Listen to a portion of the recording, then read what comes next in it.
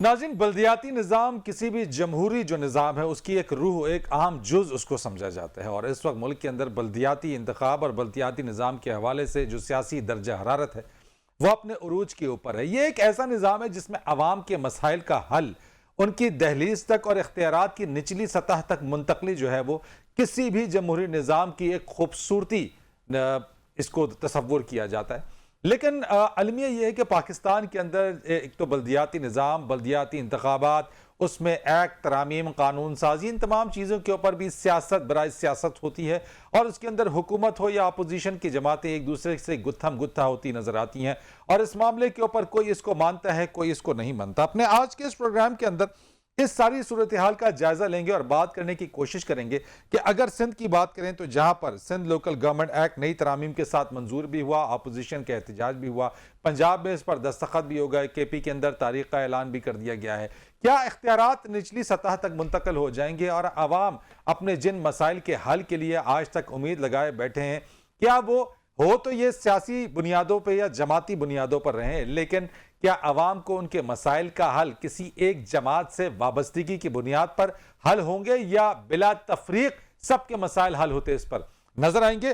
آج اہم جو سوالات ہیں اس پہ بات کر لیتے ہیں، اور وہ جو اہم سوالات جو آج ہم اٹھانے کے لیے جا رہے ہیں وہ یہ کہ جمہوری جو جماعتیں ہیں وہ اختیارات کی منتقلی پر گریزہ کیوں ہیں، کیوں ریلکٹنٹ نظر آتی ہیں؟ اس پر الزام ہوتا ہے کہ جناب کچھ اختیارات انہوں نے لے لیے، کچھ چیزیں جو ہیں وہ جس میں معاملہ ان کا فائدہ نہیں تھا وہ آگے چلی گئیں۔ دوسرا سوال جو ہم اٹھانے جا رہے ہیں کہ جماعتی بنیادوں پر بلدیاتی انتخابات عوامی مسائل حل کر سکتے ہیں، یہ بھی ایک بڑا اہم سوال ہے۔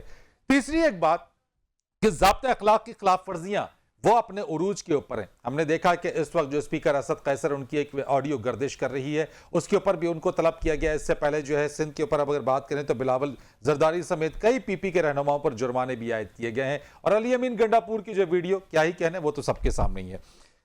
کیا وسائل اور اختیارات عام آدمی تک پہنچ جائیں گے؟ یہ ایک بڑا اہم سوال ہے جو کوشچن ہم آج اٹھانے جائیں گے۔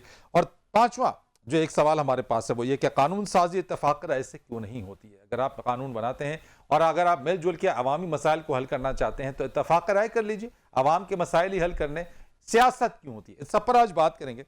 میرے ساتھ آج بات کرنے کے لیے موجود ہیں سینئر صحافی ہیں، تجزیہ کار حافظ طارق محمود صاحب، بہت شکریہ سر آپ کا پروگرام میں میرے ساتھ موجود ہیں۔ عمار مسعود صاحب تجزیہ کار ہیں، میرے ساتھ موجود ہوں گے، بہت شکریہ آپ کا۔ اور سابق سیکرٹری الیکشن کمیشن کنور دلشاد صاحب آپ میرے ساتھ موجود ہیں، آپ تینوں مہمانوں کا بہت شکریہ۔ حافظ طارق محمود صاحب، یہ سندھ میں ویسے ہو کیا رہا ہے؟ کیا معاملہ کیا ہے یہاں پہ؟ اپوزیشن کے جماعتیں، سندھ حکومت ایک دوسرے پر الزام تراشی کر رہی ہیں، گتھم گتھا ہو رہے ہیں، اور جو کچھ بھی ہوا وہ سب کچھ ہم نے دیکھا۔ بسم اللہ الرحمن الرحیم، بہت شکریہ فرید۔ ایک سندھ میں دو معاملات ہیں، ایک تو یہ ہے کہ اپوزیشن جو ہے وہ خاصی اسٹرانگ ہے، خود پی ٹی آئی بھی اپوزیشن میں ہے، متحدہ قومی موومنٹ بھی ہے، پھر اسی طریقے سے باقی دیگر جماعتیں بھی ہیں، اور انہوں نے اپنی سیاست بھی کرنی ہے، اپنے لوگوں کو حکومت کے خلاف متحد بھی کرنا ہے۔ تو ایک وہ ماحول ہے جو کہ عمومی ماحول گزشتہ 3 سالوں سے نظر آ رہا ہے۔ دوسرا معاملہ یہ ہے کہ جو سندھ کے شہری علاقے ہیں، ان شہری علاقوں کے حوالے سے ایک فضا بن گئی ہے، اور دوسرا اس فضا کو تقویت خود پاکستان پیپلز پارٹی کے بعض فیصلوں اور رویوں نے بھی دی ہے۔ اور وہ کیا ہے؟ وہ یہ ہے کہ پاکستان پیپلز پارٹی کی حکومت سندھ کے شہری علاقوں بالخصوص کراچی، حیدرآباد کے اوپر توجہ نہیں دیتی۔ یہ بڑے شہر ہے کراچی، جو کہ سب سے زیادہ ریونیو جنریٹ کرتا ہے، مگر اس کا انفراسٹرکچر تباہ ہے۔ یہاں نہ تعلیم کی سہولت ہے، نہ صحت کی سہولت ہے، نہ ٹرانسپورٹ بہتر ہے، نہ کچرا اٹھانے کا نظام بہتر ہے، نہ واٹر اینڈ سیوریج بورڈ کا نظام بہتر ہے، بلکہ کراچی کو جو سندھ کا دارالخلافہ ہے اسے صرف داراللفافہ سمجھ رکھا ہے کہ پیسے اکٹھے کرو اور اکٹھے کرنے کے بعد جو ہے اس کے اوپر یہاں خرچ نہ کرو۔ پھر دوسری پالیسیز ایسی ہوئی، جس طرح جو بلدیاتی نظام ہے اس میں میئر کے پاس نہ کچرا اٹھانے کا اختیار تھا، نہ اس کا واٹر اینڈ سیوریج بورڈ کا اختیار ہے، نہ اس کو شہر کے جو ہے جو بلڈنگ کنٹرول ہے اس کا اختیار ہے۔ اس شہر کے اندر بہت ساری ملٹائی لیئرز کے اندر ادارے کام کر رہے ہیں۔ کچھ چیزیں ایسی ہیں جو کے ایم سی کے انڈر میں ہیں، کچھ چیزیں ایسی جو سندھ گورنمنٹ کے انڈر میں ہیں، پھر کراچی جیسے شہر میں متعدد کنٹونمنٹ بورڈز ہیں، پھر ڈی ایچ ایز ہیں، یعنی ایک کے اوپر دوسرا نظام، دوسرے کے اوپر تیسرا نظام، جس نے اس شہر کو کھنڈر بنا دیا اور تباہ کر دیا۔ جب تک اس شہر کے اندر ایک با اختیار میئر یا با اختیار لوکل باڈیز کا سسٹم نہیں ہوگا جسے وفاقی حکومت بھی اون کرے گی، جسے صوبائی حکومت بھی اون کرے گی، تو ٹھیک یہ صورتحال ہے۔ اب معاملہ کیا ہے؟ اب معاملہ یہ ہے کہ بات جو بلدیاتی نظام یا اس میں تبدیلیاں یا شو آف ہینڈ سے ہونا ہے یا نہیں ہونا ہے، وہ چیزیں بہت پیچھے چلی گئی ہیں۔ اب معاملہ ہو گیا ہے کہ چونکہ پاکستان پیپلز پارٹی سندھ دشمنی کر رہی ہے، چونکہ پاکستان پیپلز پارٹی سندھ کے شہری علاقوں کو نظر انداز کر رہی ہے، لہٰذا وہ ایک ایسا نظام لانا چاہتی ہے جو سندھ کے شہری علاقوں کو مزید جو ہے وہ دبا دے۔ تو یہ ایک فضا بن گئی ہے اور اس فضا کے اندر ساری اپوزیشن اکٹھی ہے۔ کل بھی اے پی سی ہوئی ہے، آج بھی ایک آل پارٹیز اسٹیک ہولڈرز کی کانفرنس ہو رہی ہے اور اب 19 دسمبر کو احتجاج ہونے جا رہا ہے۔ انفارچونیٹلی جو گلہ پاکستان پیپلز پارٹی کو مرکز میں ہے کہ عمران خان صاحب مشاورت نہیں کرتے، عمران خان صاحب ایسا ماحول اور ایسی فضا نہیں بناتے جس میں ساری پولیٹیکل پارٹیز بیٹھ سکیں، وہی سچویشن آپ کو سندھ میں نظر آ رہی ہے جہاں ایسی فضا اور ایسا ماحول نہیں ہے جس میں اپوزیشن اور حکومت بیٹھ کر میں اسی چیز کے اوپر عمار مسعود صاحب جو بات اس وقت حافظ طارق محمود صاحب نے کہی ہے، یہ قانون سازی اتفاق رائے سے کیوں نہیں ہوتی ہے؟ یہ کیوں تاثر ہے؟ چاہے وفاق میں دیکھ لیجئے چاہے صوبوں میں دیکھ لیجئے، اختیارات کی منتقلی ریلکٹنٹ نظر آتے اس کے اندر، یہ سب کچھ کیوں ہے؟ پہلی بات تو یہ ہے، یہ آپ کا کہنا بالکل درست ہے کہ پاکستان میں کبھی بھی بلدیاتی نظام کو بہت زیادہ اہمیت نہیں دی گئی اور جو سیاسی جماعتیں ہوتی ہیں وہ اپنے اختیارات نچلی سطح پر تھرڈ ٹیئر آف ڈیموکریسی تک ٹرانسفر کرتے ہوئے خوف زدہ رہتی ہیں۔ یہ جو سڑکیں بنانا، گٹروں کے ڈھکنے لگانا، نلکے لگانا، یہ جو ہم ایم پی ایز اور ایم این ایز کے کارنامے دیکھتے ہیں، اس کا ایم پی اے اور ایم این اے سے کوئی تعلق نہیں ہوتا۔ یہ بلدیاتی حکومت کا کام ہے اور انہیں ہی کرنا چاہیے، اور کوئی بھی ہم نے دیکھا سیاسی جماعت جو حکومت میں ہوتی ہے تو اس کام کے اندر دلچسپی نہیں رکھتی۔ یہ بالکل درست بات ہے۔ ریلکٹنٹ کیوں ہے عمار صاحب؟ اس میں نہیں خائف کیوں ہے؟ کیوں اپنے اختیارات ظاہر ہے ان کے ہاتھ سے ان کے اختیارات جاتے ہیں اور فنڈز کے معاملات ہوتے ہیں، اس وجہ سے وہ تھرڈ ٹیئر آف ڈیموکریسی کو اہمیت نہیں دیتی۔ ان کے لیے اہمیت ایم این اے اور ایم پی اے لوگ ہوتے ہیں، وہ بھی فنڈز کی ڈسٹریبیوشن میں اپنے ہاتھوں سے کرنے میں خوش رہتے ہیں۔ ان تو بنیادی طور پہ قومی اسمبلی کا اور صوبائی اسمبلی کا بنیادی کام قانون سازی ہے، جس کی طرف ان کی توجہ بالکل نہیں ہوتی، اور وہ زیادہ تر توجہ اپنی اس بات پہ لگاتے ہیں کہ کون وزیر اعلیٰ یا وزیر اعظم کے قریب ہے تاکہ انہیں فنڈ مل جائے، جو کہ بہت ہی عبرتناک طریقہ ہے۔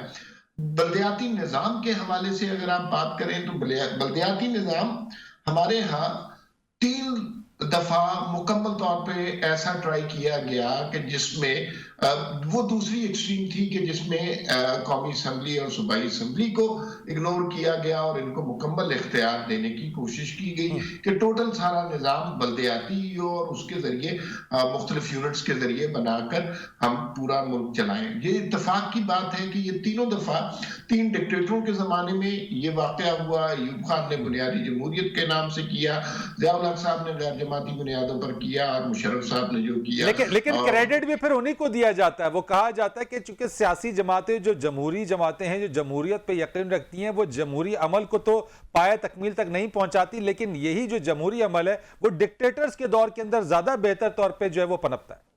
ہاں، اس میں یہ ہے کہ 3 دفعہ یہ ٹرائی ہوا ہے، تینوں دفعہ ناکام رہا ہے کہ جب تک اس طرح کے کسی نظام کے پیچھے سیاسی قوتیں نہیں ہوں گی تو اس وقت تک یہ نظام سکسیسفل نہیں ہوگا۔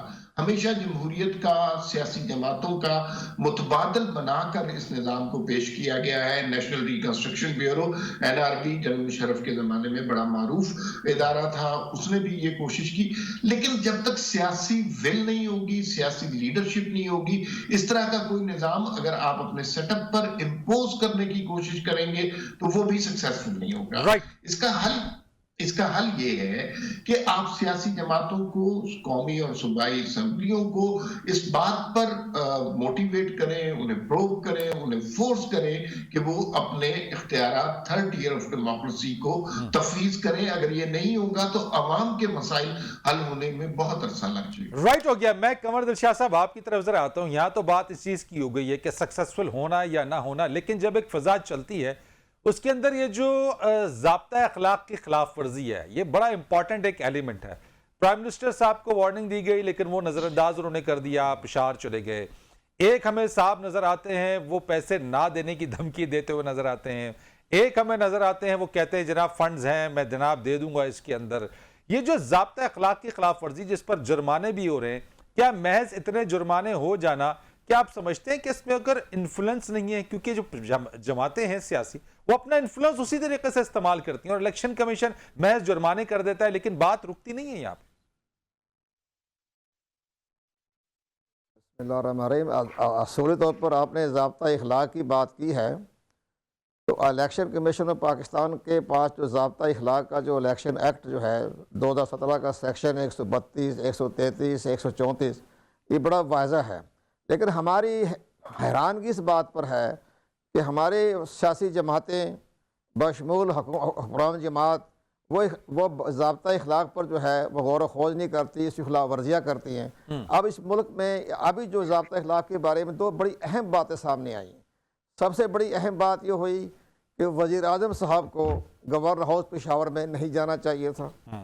جب الیکشن کمیشن آف پاکستان نے ان کو ایک نوٹس بھیجا اور نوٹس میں باقاعدہ کہا گیا کہ جناب ہمارے ضابطہ اخلاق کے سیکشن 132 133 134 کے تحت سپیکر، قومی اسمبلی کے سپیکر ہو، چیئرمین سینٹ ہو، وفاقی وزراء، پرائم منسٹر پاکستان، یہ اپنے اس علاقے میں جہاں باقاعدہ شیڈول جاری ہو گیا ہے تو آپ وہاں اپنی کسی قسم کی بھی وہاں سرگرمیوں کے لیے آپ جانا ممنوع ہے. لیکن قمر دلشاد صاحب پرائم منسٹر صاحب تو چلے گئے، مطابق منع کیا گیا. وہ تو چلے گئے وہاں پہ.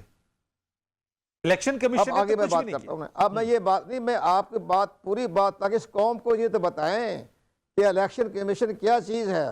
میں یہ بتانا چاہتا ہوں نا آپ کو، میں یہ بتانا چاہتا ہوں کہ پرائم منسٹر صاحب کو نہیں جانا چاہیے تھا. اور وہ چیف سیکرٹری جو ہیں صوبہ خیر مختونخوا نے کہا جو گورنر ہاؤس میں گئے ہیں سرکاری افسروں سے خطاب کیا ہے، تو وہاں تو انہوں نے 75 لاکھ جو ہے ہیلتھ کارڈ جاری کروا دیے، تمام ڈیولپمنٹ کے بارے میں بات کی. تو الیکشن کمیشن نے بھی خاموشی اختیار کی، ظاہر ہے.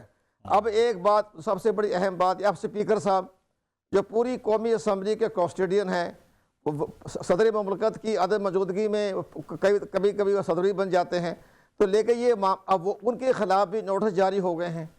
اب یہ سمجھ نہیں آ رہی کہ سپیکر قومی اسمبلی جو کسٹوڈین ہیں وہ کیوں گئے، کیوں خلاف ورزیاں کر رہے ہیں. یہ ساری چیزیں اس لیے ہے کہ ابھی الیکشن کمیشن پاکستان کس حد تک جائے گا، 50,000 روپے جرمانہ کر دے گا. اسی طرح آپ وہ دیکھیں علی امین گنڈا پور صاحب جی، وہ اس نے ہوا میں اڑا دیے.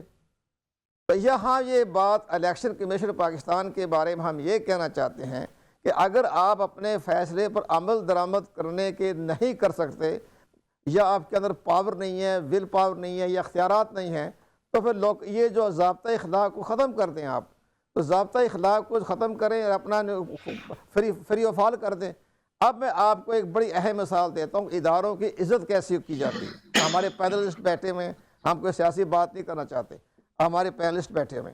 میں گزارش یہ کروں کہ 2007 میں 2006 میں جب منموہن سنگھ پرائم منسٹر تھے انڈیا کے، تو انہوں نے chief election commission of India کو خط لکھا کہ جناب ہمارا chief of the army staff retired ہو رہا ہے، ہم نے نئے chief of the army staff کو اپائنٹمنٹ کرنی ہے، ملک میں شیڈول جاری ہو چکا ہے الیکشن کا، تو کیا میں chief of the army staff کا تقرر کر دوں؟ اب یہ ہوتی ہے ادارے کو مضبوط کرنا، یہ ہوتا ہے آئینی ادارے کی عزت کرنا.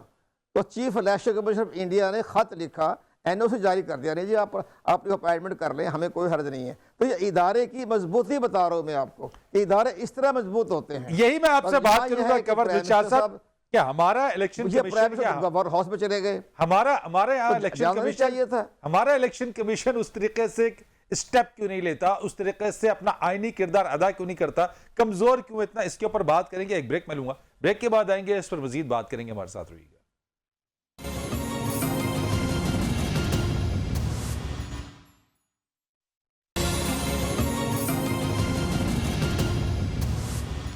پروگرام میں خوش آمدید کہیں گے. طارق محمود صاحب یہ مجھے بتائیے گا کہ جو جماعتی بنیادوں پر بلدیاتی انتخابات ہو رہے ہیں، یہ جماعتی بنیادوں پر ہونے والے انتخابات عوامی مسائل حل کر سکتے ہیں آپ؟ دیکھیں، جماعتی بنیادوں کا جو فیصلہ یہ تو آپ کو پتہ ہے کہ عدالتی فیصلہ ہے. عدالتوں میں معاملات گئے غیر جماعتی انتخابات کے خلاف، خود عدالتوں نے فیصلے کیے ہیں جماعتی بنیادوں پہ. اور اب بات یہ ہے، دو معاملات ہیں. ایک یہ ہے کہ ہماری جو سیاسی جماعتیں ہیں ان کے اندر خود میں جمہوریت نہیں ہے، وہ اپنے ہاں بھی جمہوری کوئی سلیکشن نہیں ہوتا. آپ وہ دیکھیں پرسنالٹیز ہیں یا بلا مقابلہ منتخب ہو جاتی ہیں، اور اگر کہیں کوئی کھٹپٹ ہو جائے تو پھر وہ جسٹس وجی صاحب کی طرح لوگ جو ہے وہ باہر ہو جاتے ہیں ان جماعتوں میں۔ اگر پاکستان میں کسی جماعت کے اندر آپ کو کوئی نظر آتی ہے کہ وہاں مشاورت کے ذریعے یا ایک ٹرولی الیکشن کے ذریعے ہوتا ہے، تو اس کی مثال مجھے ایک شاید جماعت اسلامی میں ملتی ہے، شاید کسی اور پارٹی میں ملتی ہے، جہاں سٹنگ امیر منور حسن صاحب الیکشن ہار جاتے ہیں اور سراج الحق صاحب الیکشن جیت جاتے ہیں۔ باقی پولیٹیکل پارٹیز جو جمہوریت کا راگ جو ہے وہ الاپتی ہیں، خود ان کے ہاں جمہوریت نہیں ہوتی۔ اب کبھی کوشش کی گئی حافظ طارق محمود صاحب، کبھی ان جماعتوں نے کوشش کی؟ کوئی کوشش اس وجہ سے نہیں ہوئی کہ کیونکہ قیادت کے نیچے جو لوگ بیٹھے ہوئے ہیں ان کی سیاست چل ہی خوشامد کی بنیاد پہ رہی ہوتی ہے۔ انہوں نے 2-4 لیڈرز کو خوش کرنا ہوتا ہے، اسی بنیاد کے اوپر ان کو یا سینٹ کے ٹکٹ ملتے ہیں، ان کو ان کے حلقوں کے ٹکٹ ملتے ہیں، تو وہ کوشش ہی نہیں کرتے۔ وہ غلام در غلام والی جو ایک سوچ ہے وہ پولیٹیکل پارٹیز کے اندر پائی جاتی ہے۔ جو بات عمار مسعود صاحب نے کی، بڑی امپورٹنٹ بات وہ یہ ہے کہ لوکل باڈیز کا جو کام ہے وہ کیوں نہیں ہو پاتا؟ وہ اس وجہ سے نہیں ہو پاتا کہ جو آپ کے ایم پی ایز ہیں یا جو آپ کے ایم این ایز ہیں وہ چاہتے ہی نہیں ہیں کہ وہ لوگوں کی محتاجگی جو ہے وہ ان کے اوپر سے ختم ہو۔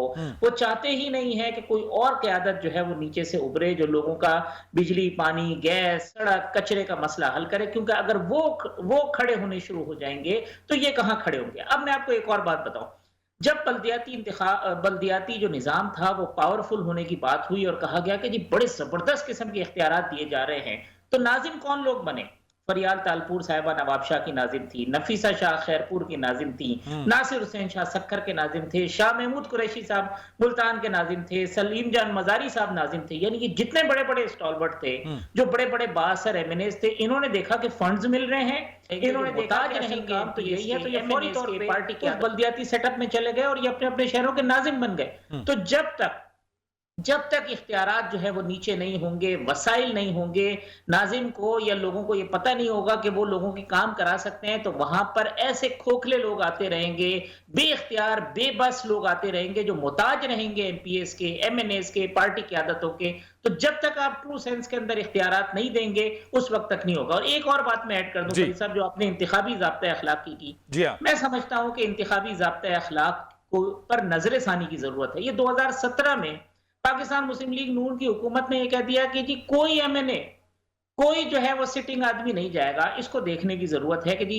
یہ چیز ہونی چاہیے پرائم منسٹر کے اوپر، منسٹرز کے اوپر، کیبنٹ میں بیٹھے ہوئے لوگ۔ اب بلاول بھٹو صاحب ہیں، یا فرض کر لیں جی کہ شہباز شریف صاحب ہیں، وہ اپنی پارٹی کے صدر ہیں اور ایم این اے ہیں، وہ اگر جا کے کسی بائی الیکشن میں کمپین نہیں چلا سکتے، کسی بلدیاتی الیکشن میں جا کے کمپین نہیں چلا سکتے، تو پھر وہ کمپین کیسی ہوگی؟ وہ کیسے جماعتی انتخابات ہوں گے؟ آپ ہر ایم این اے کو رگڑ دیتے ہیں کہ جی آپ اس حلقے میں نہیں جا سکتے۔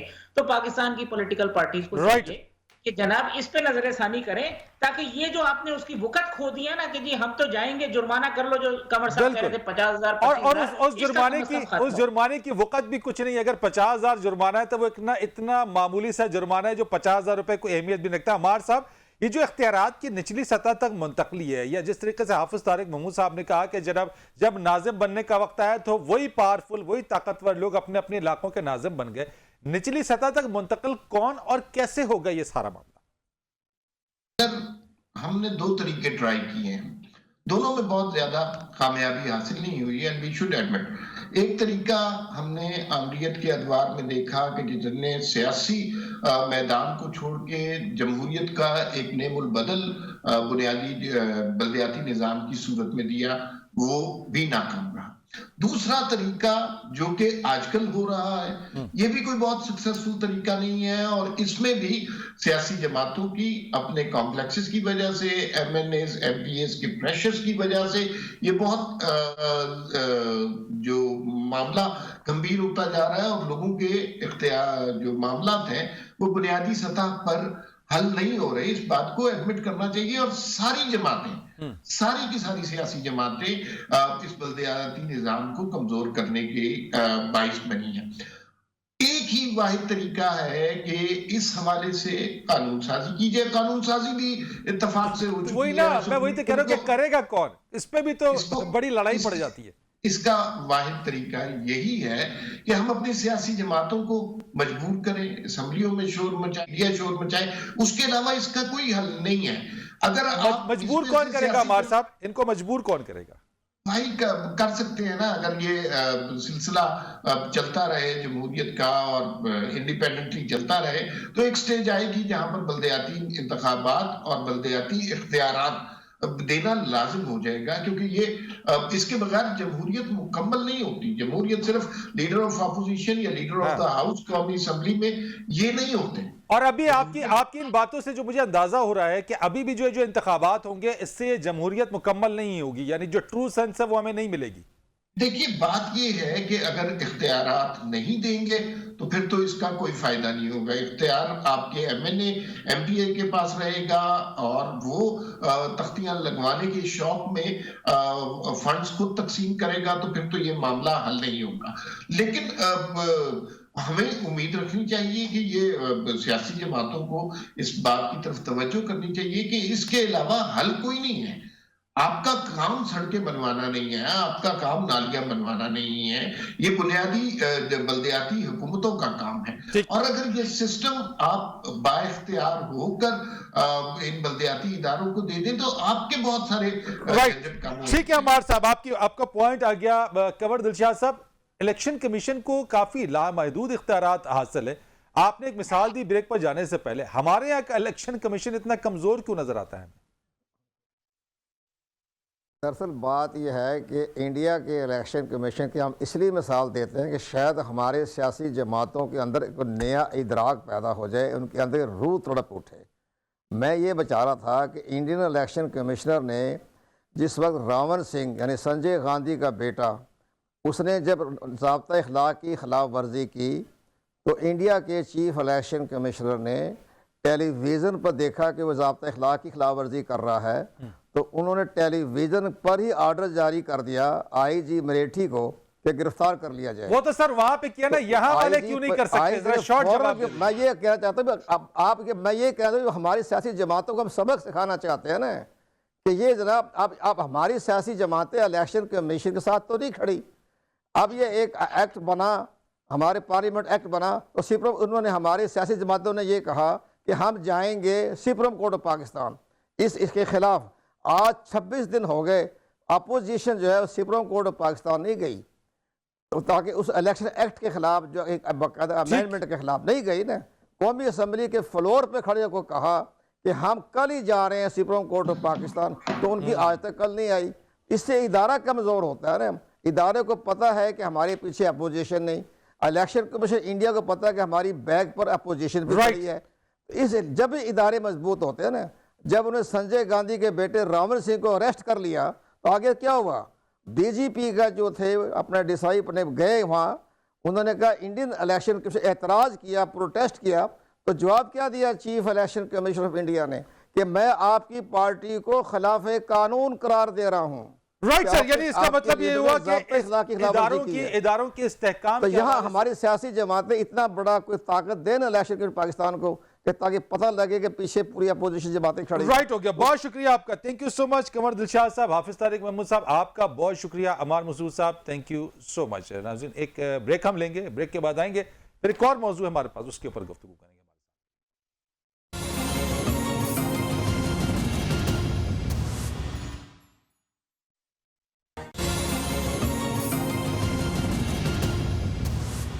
प्रोग्राम में आपको एक बार फिर खुश आमदीद कहते हैं। और एक बड़ा अहम मौजू जिसके ऊपर गवादर के अंदर एक तो जो माहीगीरों का एहतजाज हो रहा था, वज़ीर आज़म इमरान खान ने इसका नोटिस भी ले लिया, जिसमें उन्होंने कहा है कि मैंने गवादर के जफाकश माहीगीरों के बिल्कुल जायज़ मुतालबात का नोटिस लिया है। इसके ऊपर बात करेंगे। और साथ ही साथ जो कोयटा वीडियो स्कैंडल है, इस पर गुफ्तगू करने के लिए मेरे साथ मौजूद हैं मुशीर दाखिला बलूचिस्तान मीर ज़ियाउल्लाह लांगू साहब। अस्सलाम वालेकुम। वालेकुम अस्सलाम फरीद साहब, कैसे हैं आप? बहुत शुक्रिया आपका मीर ज़ियाउल्लाह लांगू साहब। सबसे पहले तो ये बताइएगा कि ये 28वां दिन है आज उनके एहतजाज का। आप नहीं समझते कि इसके ऊपर प्राइम मिनिस्टर साहब को थोड़ा पहले से नोटिस लेना चाहिए था और इस मौजू को यहाँ तक बढ़ने नहीं देना चाहिए था? बिस्मिल्लाहिर्रहमानिर्रहीम।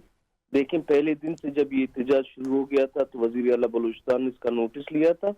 उन्होंने एक बाकायदा कमेटी बनाई थी वज़रा पर मुश्तमिल। वो वज़रा 3-4 मरतबा गए, मौलाना साहब से मिले। मौलाना साहब के 19 डिमांड थे, जिनमें से 16 डिमांड ऐसे थे जो फौरी नौयत के थे। उन 16 को फौरी हल किया गया। वो उन 3 डिमांडों पर खड़े थे फरीद भाई। एक था ट्रालिंग के हवाले से आपको पता ही करप्शन का माफिया होता है, चीनी माफिया होता है, इस तरह ट्रालिंग का भी माफिया होता है। अच्छा, ठीक। इस माफिया को एक रात में कंट्रोल नहीं हो सकता, हमने उसको एक हफ्ते में कंट्रोल करके दिखाया है। अच्छा, ये अब खत्म हो गया, ट्रालिंग माफिया खत्म हो गया? बिल्कुल, वो मान लेंगे आपके साथ, ट्रालिंग माफिया कंट्रोल हो चुका है। ठीक। बाकी जो है एक डिमांड उनकी थी, जो बोट्स और व्हीकल्स कस्टम ने लिए, कस्टम का एक कानून है, उस कानून के तहत लिए, उसको हम जो है विड्रॉ नहीं कर, क्योंकि वो फेडरल गवर्नमेंट का मसला है। तो इस पर इमरान खान साहब ने जो नोटिस लिए बहुत अच्छा किए। तीसरी बात है वो कि बॉर्डर का मसला है, कि बॉर्डर को एफसी से लेकर सिविल एडमिनिस्ट्रेशन को दे दें। ठीक है, कोई ऐसा है इरादा प्राइम मिनिस्टर साहब का, मीर ज़ियाउल्लाह साहब, कि वो बलूचिस्तान आएँ और खुद आके वैसे इन मामलात की निगरानी भी करें, या आके कम से कम ग्रेवियंसेस को एड्रेस कर लें, कम से कम एक मरहम रख लिया जाता है कि अगर प्राइम मिनिस्टर साहब बलूचिस्तान आ जाए? देखिए, प्राइम मिनिस्टर साहब आ जाएं तो अच्छी बात है, लेकिन वो इन मामलों में ऑन बोर्ड है और वो हर किस्म की ताउन कर रहे हैं। और ये जो आपने कहा कि 19 में से जो 16 मुतालबात हैं ये एड्रेस कर लिए गए, तो कि ये जो मौलाना अदातुल्लाह बलोच साहब हैं, कुछ इन्होंने अपनी लचक दिखाई है इन्होंने? मेरे ख्याल में अभी तक बिल्कुल भी नहीं। तो फिर ये कैसे इन लोगों को जो है वो इनको कैसे गवर्नमेंट इनको मनाएगी कि जी आपके मुतालबात पूरे हो गए तो आप अब एहतजाज ना करें, क्योंकि पाकिस्तान और चाइना के दरमियान एक बहुत बड़ा प्रोजेक्ट है सीपेक का। गवर्नमेंट उस वक्त मना सकती है क्योंकि मुतालबात मान ले, बाकी उसको अल्लाह मना ले। अच्छा, में एक और मामला है जो कोयटा वीडियो स्कैंडल का, मीर ज़ियाउल्लाह साहब, बहुत अफसोसनाक वाकया, बहुत ही ज्यादा, जिस पर जितनी भी मजम्मत की जाए उतना कम है। ये क्या है वैसे मामला? है कोई इंटरनेशनल रैकेट तो नहीं है? इससे पहले भी हम वाकयात इस तरह के सुनते हैं तो उनका कोई ना कोई इंटरनेशनल रैकेट से ताल्लुक निकलता है। फिलहाल ऐसी कोई बात नहीं आई है, लेकिन तफ्तीश का मरहला चल रहा है, तफ्तीश में जो चीजें सामने आती जाएंगी, अगर ऐसी कोई चीज आई भी उसको भी देखा जाएगा। और ये जो खवातीन है जिनके बारे में कहा जा रहा है, इनकी कोई बाजियाबी के हवाले से कोई अमल या कोई इस वक्त स्टेप उठाया गया है? बिल्कुल, वो जो है अफगानिस्तान में उनके वो ट्रेस किया गया तो अफगानिस्तान में है। इस सिलसिले में फेडरल गवर्नमेंट से रब्ता किया गया, फेडरल गवर्नमेंट ने अफगान हुकाम से रब्ता किए, बातें हो रही, इंशाल्लाह जल्द वो आ जाएंगी। अच्छा, ये जो लोग इसमें मुलव्विस थे, जो मुल्जमान है इसके अंदर, ये क्या इनका कोई और भी ग्रुप है, कोई और रैकेट है, इनका नेटवर्क है कोई, मीर ज़ियाउल्लाह साहब? अभी तक ऐसी कोई चीज सामने नहीं आई है। और कोई इस हवाले से किसी दबाव का सामना या किसी तरीके से कोई हुकूमत को किसी दबाव का सामना तहकीकात में आगे बढ़ने के हवाले से? किसी किस्म की कोई दबाव नहीं है, और अगर हुई भी गवर्नमेंट बिल्कुल भी कोई दबाव बर्दाश्त नहीं करेगी। बिल्कुल ठीक हो गया। अच्छा, मुझे एक बात ये बता दीजिएगा कि इस तरह के वाकयात की रोकथाम के लिए, क्योंकि ऐसे वाकयात तो बहुत ही अफसोसनाक हैं, इनकी रोकथाम के लिए हुकूमत बलूचिस्तान क्या कर रही है? देखिए, ये इस किस्म के वाकयात हर माशरे में होते हैं, हर जगह होते हैं, लेकिन ये अवाम जब गवर्नमेंट से, अपनी हुकूमत से ताउन करेगी, जब चीजें सामने आ जाएंगी तो ऐसे वैसी लोग जो है पकड़े जाएंगे। और ये किस तरह का ताउन दरकार है, मीर ज़ियाउल्लाह साहब में भी बता दीजिएगा, ताकि लोग सुन रहे हैं वो भी समझें कि लोग इस किस्म की गैंग के बारे में मालूमात रखते हैं, या कोई भी गैंग किस किस्म का लोगों के साथ ज्यादती करती है, फौरन हुकूमत को इत्तला दें। बिल्कुल ठीक हो गया। मैं आपकी इस बात के ऊपर, मेरा आखिरी सवाल बस ये कि क्योंकि ये कनेक्टेड है, तो ये जो एहतजाज है, कब तक वैसे हम ये उम्मीद जाहिर करें कि ये लोग यहाँ से एहतजाज ख़त्म कर देंगे? कोई आपके पास इसके बारे में बताया गया है? देखिए, हम तुम की मुतालबात हल कर रहे हैं, अभी भी हम, हमारे लोग हैं, हमारे अवाम है, हम हर किस्म की ताउन करेंगे ताकि ये एहतजाज खत्म हो। और कोई अंदाजन की नतीजा खेज साबित होने की, यानी कोई बात? मैंने आपको कहा ना, गवर्नमेंट की तरफ से तो नतीजा खेज है, अभी उनको इसको जो है नतीजा खेज बनाना है। यानी आप कह रहे हैं कि उनको जो है लचक दिखानी चाहिए इसके अंदर? चाहिए, एग्जैक्टली। बहुत शुक्रिया आपका, मीर ज़ियाउल्लाह लांगू, मुशीर दाखिला बलूचिस्तान, हमारे साथ इस मौजू के ऊपर बात कर रहे थे, क्योंकि बलूचिस्तान के अंदर एक तो गवादर के मामले के ऊपर जो एहतजाज है, यकीनन वज़ीर आज़म साहब ने इसका नोटिस लिया, और जिस तरीके से मुशीर दाखिला ने कहा कि बलूचिस्तान हुकूमत ने इब्तिदा में इसका नोटिस ले लिया था और उनके 19 में से 16 जो जायज़ मुतालबात हैं वो मान लिए गए, लेकिन अब जो लोग एहतजाज कर रहे हैं उनको चाहिए, उनकी जिम्मेदारी बनती है कि वो इसके अंदर अपने लचक का मुजाहरा करें, जो कि बहुत अहम है। और इसी के साथ साथ जो कोयटा वीडियो स्कैंडल है, इसके ऊपर भी हुकूमत बलूचिस्तान पेशरफ्त कर रही है और बहुत जल्दी जो है वो वफाकी हुकूमत के साथ ان کا تعاون بھی ہے. جو خواتین اس کے اندر پاکستان سے باہر جو افغانستان میں جن کا ٹریس ملا ہے یا جن کی لوکیشن معلوم ہوئی ہے ان کو بھی بازیاب کرانے کی اور واپس لانے کی پوری کوشش کی جا رہی ہے. فرید رئیس کو اجازت دیجیے.